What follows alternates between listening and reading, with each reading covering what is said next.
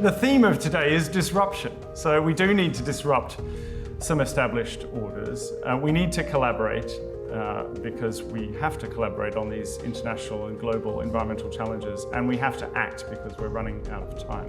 This is not a day for grand speeches. It's a day focused on what do we need to do, and how do we do it, and who has to do it, and when do they have to do it, and what help do they need, and how can we navigate, move the pieces around.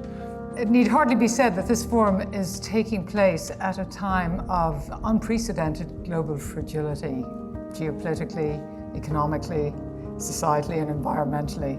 And underpinning all of this, of course, is the climate emergency and the really narrowing window that we have to avert catastrophic climate change. We know the opportunities presented by a clean and sustainable transition, built on collaboration, on action, and on disruption, are vast, environmentally and economically. And we know that the risks of falling short are potentially catastrophic for countries and communities around the world. We really should need no further motivation. And we will be judged by our populations and by current and future generations on whether or not we rise to this challenge.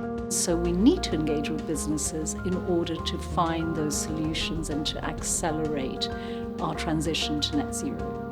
The World Forum on Enterprise in the Environment is a vital annual metronome that presses with urgency and with global cooperation, bringing research and practice together with an attitude of positive disruption, but also seeking solutions, of a solutions-oriented mindset.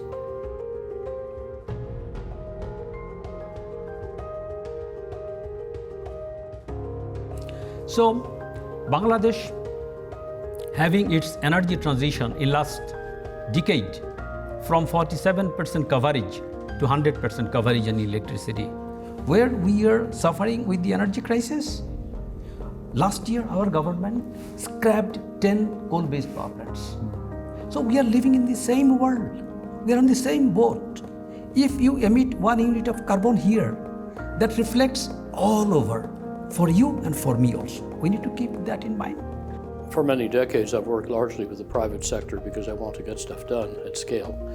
The private sector is particularly good at that. So anything that blends enterprise with making sure that we can have a clean, safe, prosperous, fair future for all definitely gets my attention.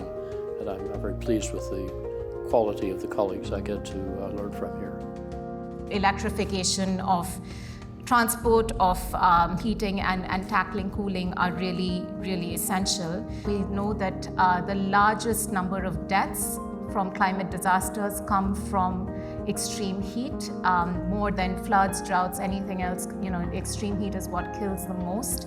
By the end of this century, the demand for cooling is going to be more than the demand from heating. I mean, this is the moment where businesses should seize the opportunities, the economic opportunities that this sort of space of low carbon provides, and step in and positively and proactively to provide those solutions and to really drive progress in the energy transition. So having a group of deep thinkers, but coming from such a range and diversity of perspectives, and all focused on the single sort of task of how do we accelerate the energy transition. I mean, I think it's just inspiring and hopefully generates new ideas and new sort of collaborations. So that's why I'm here. The surest way to get to net zero is to drive the costs of clean energy down below the costs of dirty energy as quickly as possible. The good news is this will save us huge amounts of money and be very good for the economy. And because of this learning by doing effect, again, the more we make, the faster we go with clean technologies, the cheaper they get. By going fast, we save $12 trillion in global energy cost.